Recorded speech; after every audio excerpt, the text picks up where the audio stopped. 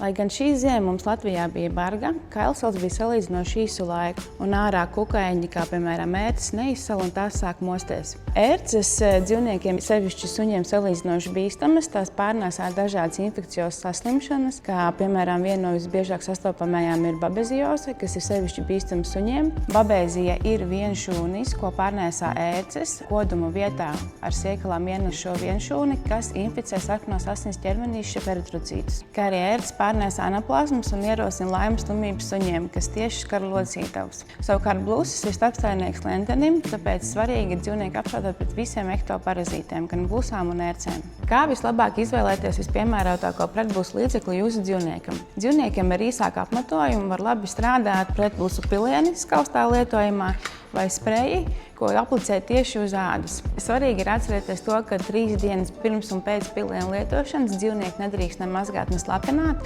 lai saglabātu tā iedarbību. Sezonā var labi strādāt arī kakla sikstiņas, kas cieši pieguļ ādai. To darbības laiks ir līdz 7–8 mēnešiem. Svarīgi ir to, ka kakla sikstiņas mēs nenoņemam visu sezonu. Ar tām var arī iet peldēties un tās arī var slapināt. Savukārt dzīvniekiem ar garāku apmetojumu var labi nostrādāt iekšķīgi lietojamās tabletes vai injekcijas. Jāatcerās to, ka iekšķīgi lietojamie preparāti ir recepšu medikamenti un tos var izsniegt tikai veterinārārsts pēc dzīvnieka apskates. Kā arī tabletes iekšķīgi lietojamās nebūtu vēlams dzīvniekiem senioriem vai dzīvniekiem ar kādām iekšķīgām saslimšanām. Pretparazitāro līdzekļu darbības laiks ir atkarīgs no paša preparāta. To darbības ilgums var būt no 1 mēneša līdz pat gadam.